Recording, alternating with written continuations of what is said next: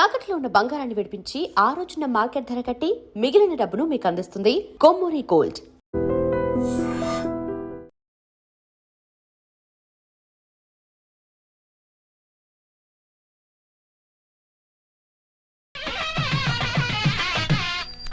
ఏంట్రా inter caste మ్యారేజా? లేదే. మరి పీటల మీద మీ అమ్మాయి పక్కన పంతులు కూర్చున్నాడేంటి?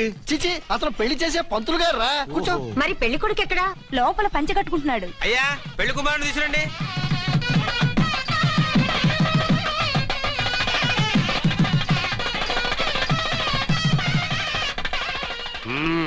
హాయ్. ఇదేమిటండి పెళ్లి కొడుకుని తీసినామంటే పెళ్లి కొడుకు తండ్రి దిగి కూర్చోబెట్టారు. నేనే పెళ్లి కొడుకుని 10 కోట్లు సంపాదించేంత వరకు పెళ్లి చేసుకోకూడదు అనుకుని ఫారెన్ వెళ్ళాను. సంపాదించేప్పుడు కొంచెం లేట్ అయింది. లేట్ మ్యారేజ్ చేసుకుంటున్నాను. చిలక ముక్కుకు బుచ్చొంకాయలా వీడేం పెళ్లి కొడుకండి?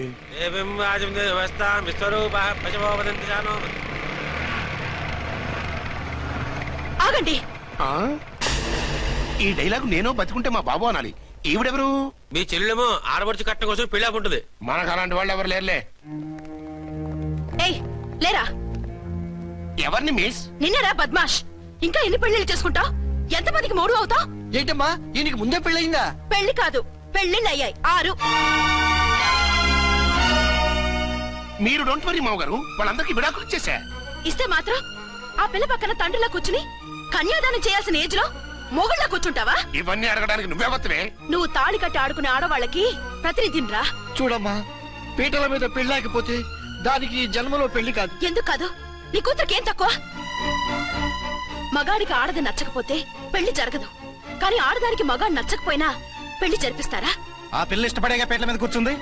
ఈ 50 ఏళ్ల మోసాల మొగుడిని ఏ ఆడపిల్లని ఇష్టపడుతుందా? మనస్ఫూర్తిగా పెళ్లి చేసుకుంటుందా? ఏమ్మా, నీకు అందం లేదా, ఆస్తి లేదా? లేకపోతే నీ కాళ్ళ మీద నువ్వు నిలబడే ధైర్యం లేదా? నీకు నచ్చిన వాడు చేసుకునే దమ్ము లేదా? తాళి కట్టి ఉరితీసి తలారితో వెళ్లి నీ కన్నెతనాన్ని అర్పించుకుంటావా? జీవోత్సవంలా బ్రతుకుతావా?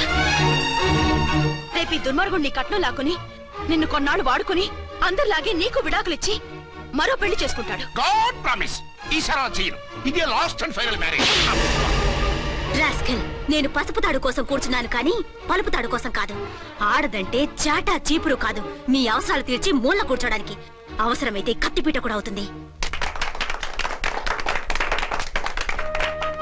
నా కళ్ళు తెరిపించారు. పెళ్లి కాకపోతే జీవితాంతం కన్యగానే ఉంటాను తప్ప ఇలాంటి ప్రధాని చేసుకోను. పారా. వీణ్ణి ఇలా వదిలేస్తే ఎలా? వీడి బండారం బయట పెట్టి పోలీసులకు పట్టిస్తాను. వదరా, వద. పాపం, పెళ్లి కూతురు తండ్రి కుంజుమోన్ రేంజ్ లో ఖర్చు పెట్టాడు. ఆ డబ్బు పోయిందండి. పిల్ల జీవితం బాగుపడింది. అవును, మీ అబ్బాయికి పిల్లలెంతమంది? 3 ఉండేవారు. పెళ్ళయి ఉంటే. అంటే ఇంకా పెళ్లి కాలేదా? లేదు. మీ అమ్మాయికి అయిందా? మ్యాచెస్ చూస్తున్నా. అప్పుడు మీరు నేను చూసుకుంటే పోలా? వాట్? అపార్థం చేసుకోకండి.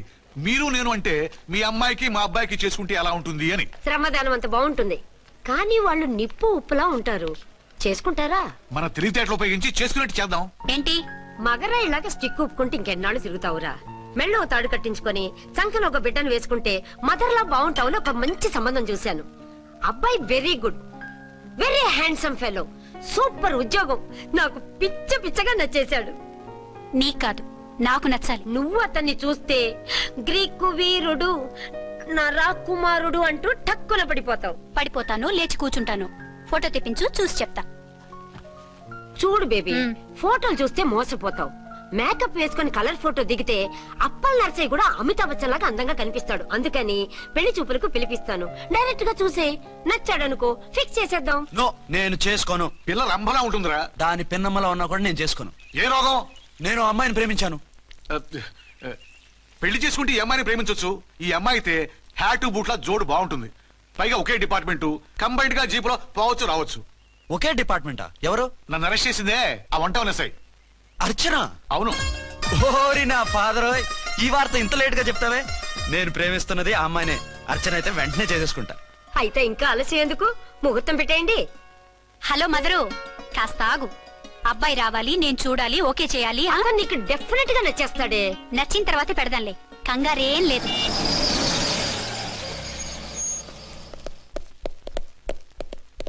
2 టోన్ వాళ్ళని కూడా పిలిచారా మేడం? లేదే. ఏయ్ ఏయ్ ఏంటయ్యా ఇది? ఎందుకు ఇలా వచ్చారు? డ్యూటీ మీద వచ్చాం. సిఐ గారు వస్తున్నారు. సిఐ గారు ఇక్కడికి ఎందుకు వస్తున్నారు? రాగానే అడిగి చెప్తాం.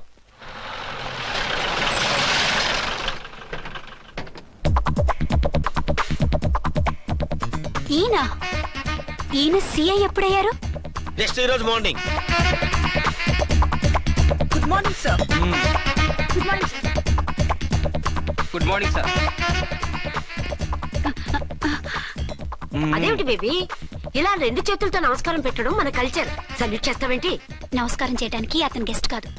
నిన్నటి దాకా యముడు, ఇప్పుడు క్యాడర్ పెరిగి మొగుడయ్యాడు. ఎస్, నీ మొగుడిని అవడానికే వచ్చాను. అవును, శోభనం పెళ్లి కూతుర్లా ఈ గెటప్ ఏంటి, ఈ సెటప్ ఏంటి? సార్ అది నాకు పెళ్లి చూపులు. ఓ పెళ్లి చూపులా? ఈ క్యాండిడేటేనా పెళ్లి కొడుకు? ఆయనగా సార్. మరెవరు? ఎవరో నాకు తెలియదు సార్. ఓసి నా ఇన్నసెంట్ డాక్టరు, నిన్ను చూడటానికి వచ్చింది ఈయనే.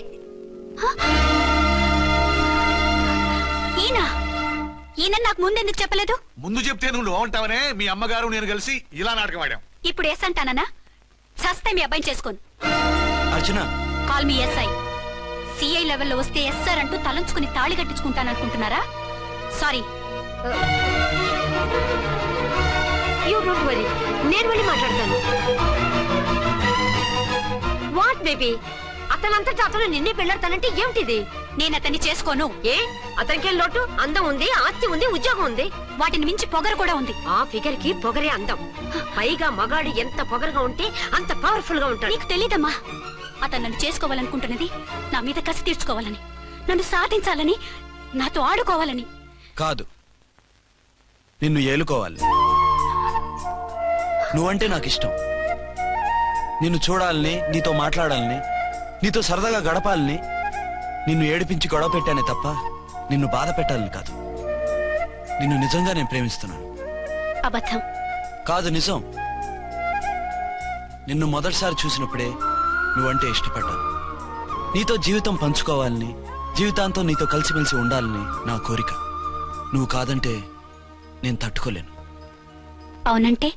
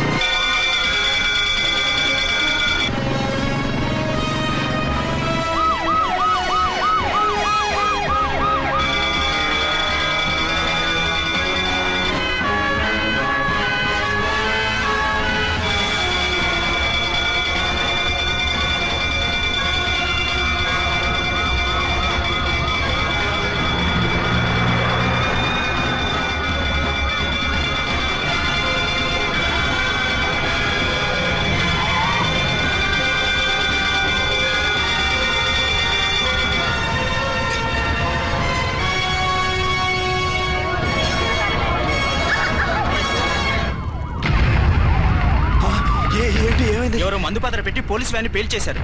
అందులో మనుషులు పాపం అంతా కాలిపోయారు. ఎవరు బతకలేదు. అర్చనా!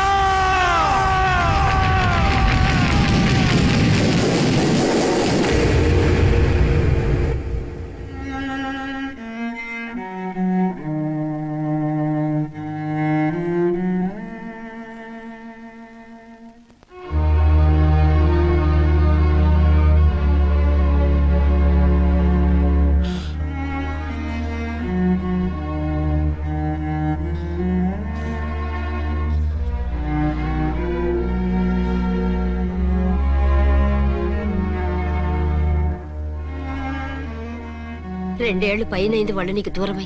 ఇంకెన్నాళ్ళు ఇలా బాధపడతావు బాబు? నేను ఇలా చూస్తూ నేను తట్టుకోలేనురా. నువ్వు మళ్ళీ మామూలు మనిషి కావాలి. నువ్వు మళ్ళీ పెళ్లి చేసుకోవాలి. నాన్న, అవునరా. మరో పెళ్లి చేసుకుని నా అర్చనకు ద్రోహం చేయలేను. నిద్రాహారాలు మానేసి ఇలా కుమిలిపోతూ పిచ్చివాడు అయిపోయి మాకు ద్రోహం చేస్తావా? నిన్ను అర్చన్ని మర్చిపోమని చెప్పటం లేదు బాబు. అర్చనికి దూరమైన బాధను మర్చిపోమంటున్నావు. నా బిడ్డ ఎలాగూ పోయింది, కనీసం నువ్వైనా సుఖపడు. ఈ మాట అత్తగా కాదు బాబు, తల్లిగా చెప్తున్నాను. నేను అర్చన భర్తగానే బతుకుతాను తప్ప మరొకరి భర్తను కాను. నీకు చనిపోయిన భార్య ఒక్కరితే కాదురా, బతుకున్న తండ్రి కూడా ఉన్నాడు. నేను ఓ భార్యకి భర్తలేరా? భార్య లేని జీవితం ఎంత నరకమో నాకు తెలుసు. మీ అమ్మను మర్చిపోలేక ఆత్మహత్య చేసుకుందాం అనుకున్నాను. కానీ తల్లి లేని వాడివి, తండ్రి కూడా లేని అనాథగా మిగలకూడదని ఇంకా బతుకున్నాను రా. దాన్ని మర్చిపోలేకే ఈ తాగుడుకు అలవాటు పడ్డాను. నువ్వు నాలా కాకూడదు, ఈ వంశం నీతోనే అంతరించిపోకూడదు. నీకు తోడు ఈ ఇంటికి ఆడదికు కావాలిరా. చనిపోయిన భార్య మీద ఉన్న ప్రేమ బతికున్న ఈ తండ్రి మీద ఉంటే పెళ్లి చేసుకో, లేదంటే చెప్పు, ఏ రైలు కిందో తలబెడి చేస్తాను. కాదనకు బాబు. మీకోసం కాకపోయినా మా కోసమైనా ఈ పెళ్లి చేసుకోండి సార్. మీరు ఈ పెళ్లి చేసుకుంటే పైన అమ్మగారు కూడా సంతోషిస్తారు.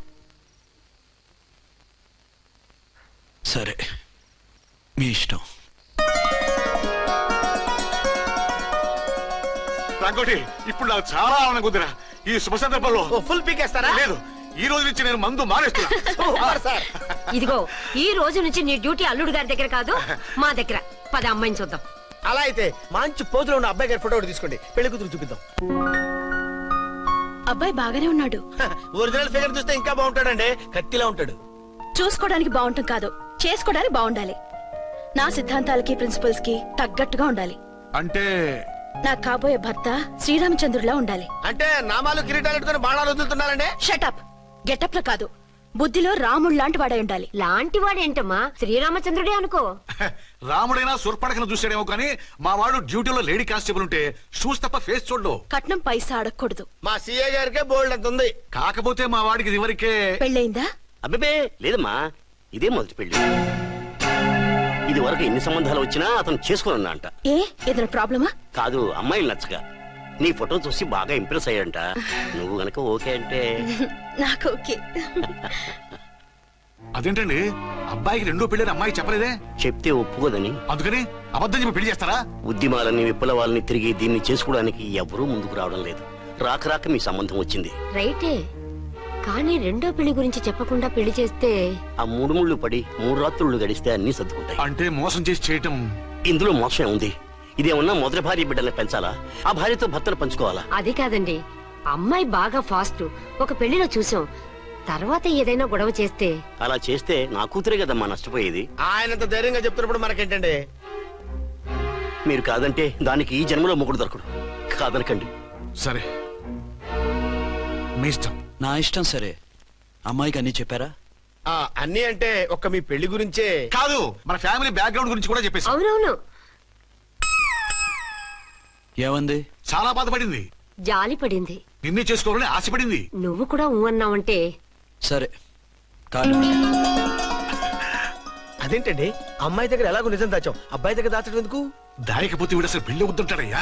తర్వాత అయినా తెలుస్తుంది కదండి. ఆ పిల్లబాబు చెప్పాడుగా, 3 ముళ్ళు పడి 3 రాత్రులు గడిస్తే అన్ని సర్దుకుంటాయని. అదే పని మనవాడు చేస్తాడు. కాముగా పెళ్లి చేసేసి వెంటనే అన్ని మును పంపించేద్దాం. ఇలా కూర్చోండి సార్.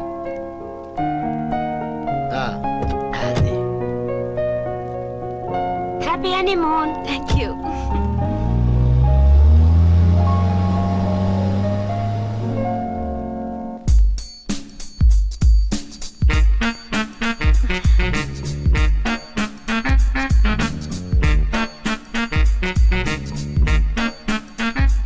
పిల్లంతైందిరా? 10,000.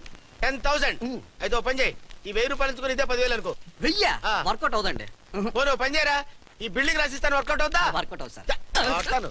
సార్ ఏం సార్ ఇది చూడండి. ఇవి రాంకోటి వాడితో బేరాలంటాయా? ఏదో ఒకటి ఇచ్చి పంపించు.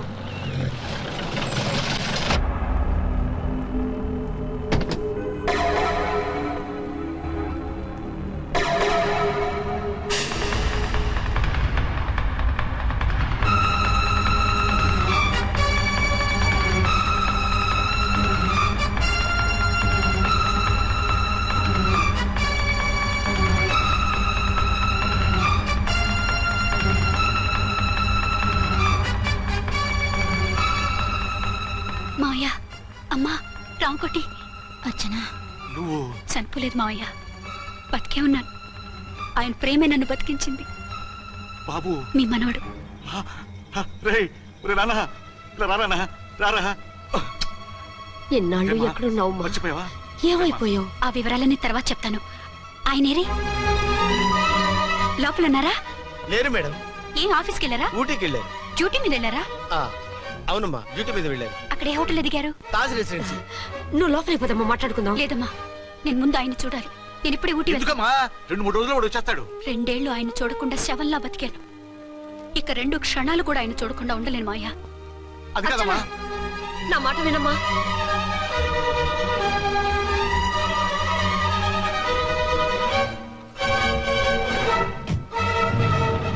ఇప్పుడు ఎలా?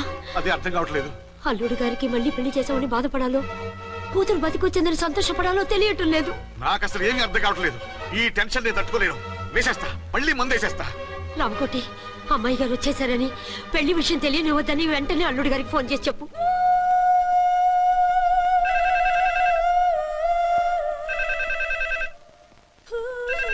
ஹலோ என்ன ஆறுமுகம் பேசுறேன். அங்க டன் டீ பொடி அனுப்பி சொல்லியாச்சு. இதுவரை வரல. என்னாச்சு? ఏయ్ రాంగ్ నెంబర్ అయ్యా. ఏంటి ఇప్పటి వరకు యమా ఫాస్ట్ గా ఉన్నావు, సడన్ గా ఎంత సిగ్గు వచ్చేసింది? ఆడది తల వంచి సిగ్గుపడేది పెళ్లిలోనూ, తను వంచి సిగ్గుపడేది శోభన రోజున. అలాగా. Hello, Send one large whiskey to room number 201. hey, this is not room service. Good evening, sir. May I help you? We are busy. Don't give any phone calls till morning, okay? Okay, sir. I will give instructions to the operator. Have a nice sleep. Good night, sir. Thank you. Okay. Hello. ఎవరు sir? Hyderabad నుంచి విక్రాంత్ గారని వచ్చారు. ఆయన connection ఇవ్వండి. Sorry sir, ఆయన morning దాకా ఎవరికి connections ఇవ్వద్దన్నారు. నా ఫోన్ వస్తుందని ఎక్స్పెక్ట్ చేసి ఉన్నాడు ఆయన. త్వరగా ఇవ్వండి. No sir, we are very sorry. Urgent రా మొగడా, లేకపోతే నీ పేరు చెప్పుకొని కాపురాలు కూలిపోతాయి. కూల్తే కూలాయి, మా హోటల్ కి మాత్రం బ్యాడ్ టాక్ రాకూడదు. Bye. Hello hello hello hello. అయిపోయింది. ఇప్పుడు ఈ 3వ ప్రపంచ యుద్ధాన్ని ఆపేదిలాగా? ఫ్లైట్ లో వెళ్ళిపోతే కరెక్ట్. ఇదిగో మొత్తం సిగ్గంతా అప్పుడే ఖర్చు పెట్టేకు. ఇంకా 2 రాత్రులు పడాలి. లైట్ ఓకే, వెలుగు పడుతోంది. ఆ కర్టన్ కూడా క్లోజ్ చేయండి.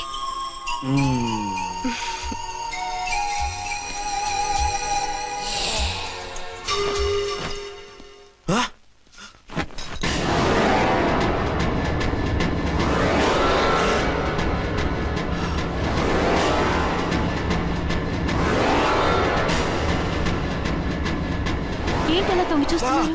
ఏం లేదు, ఇప్పుడే వస్తాను.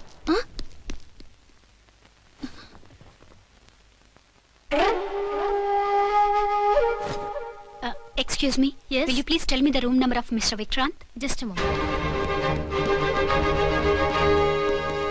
Archana.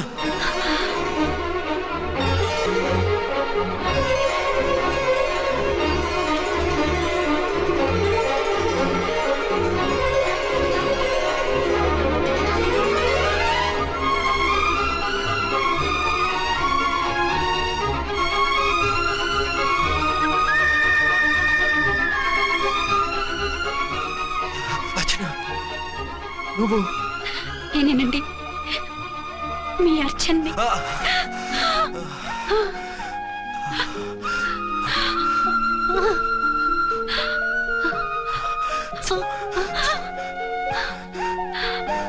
మన బాబండి. డాడీ. అరే నాన్న,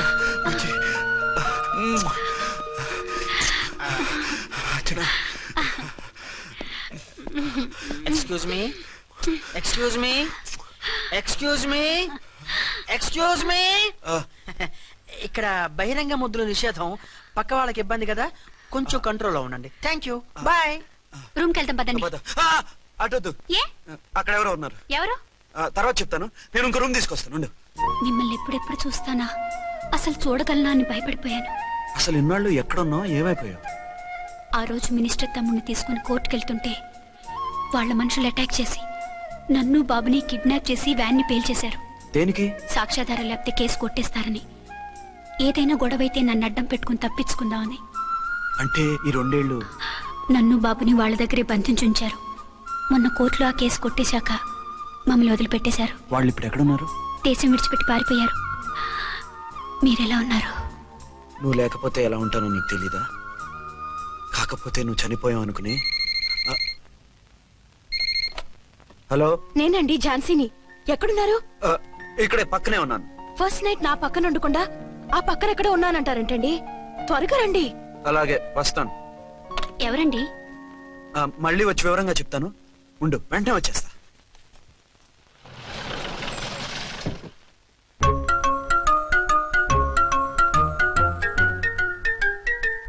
విక్రాంత్ గారు రూమ్ నెంబర్ ఎంతండి? ఆయన 2 రూములు తీసుకున్నారు సార్. ఏ రూమ్ లో ఉన్నారండి? సారీ సార్, మాకు తెలియదు. తెలుగు వాడు ఏమిటి? ఆ మాత్రం తెలీదా? పైగా సూట్ ఒకటి. సార్, రామకోటి నువ్వేంటి ఇక్కడ? అర్చనమ్మ గారు బతిగా ఉన్నారండి. ఇప్పుడే వచ్చింది. కలిసారా? మీ పెళ్లి విషయం చెప్పేశారా? లేదు, ఇప్పుడు చెప్పాలి. వద్దు సార్, చెప్పొద్దు. ఏ? 2 ఏళ్లుగా తప్పించి కలవరించి ఎంతో ఆశగా మీకోసం వస్తే నేను 2వ పెళ్లి చేసుకున్నానని ఎలా చెప్తారు సార్? ఈ విషయం ఆవిడకి తెలిసి తట్టుకోలేదు సార్. దివ్య భారతిలో మేడం నుంచి దూకి చచ్చిపోతుంది సార్. నిజమే, తను చాలా సెన్సిటివ్. అయితే ఝాన్సీకి చెప్తా. అది ఇంకా డేంజర్ అండి. ఏ, తనకి నా గురించి మొత్తం తెలుసా? ఆవిడకి అసలు ఏం తెలియదండి బాబు. మీరు ఫస్ట్ హ్యాండ్ అని ఆవిడకి అబద్ధం చెప్పి పెళ్లి చేశాం. అదేంటి, పెళ్లి ముందు చెప్పమన్నాను, చెప్పామని చెప్పారు. చెప్తే ఆవిడ చేసుకోదు, మీరు చేసుకోరని అలా అబద్ధం చెప్పాం. ఆవిడ అసలే ఫాస్ట్ అండి. ఈ నిజం తెలిస్తే పెళ్లి మీద పెళ్లి చేసుకున్న దొంగ సీ అని పేపర్లో వేయించి దాని కింద మీ ఫోటో వేస్తుంది. ఆ ఆవేశంలో సూసైడ్ చేసుకుంటుందండి. సార్, 206 లో ఉన్నవాడు మీకు అవుతారు. ఆవిడ మా ఆవిడే. ఆవిడ మిమ్మల్ని పిలుస్తున్నారు సార్. అలాగే.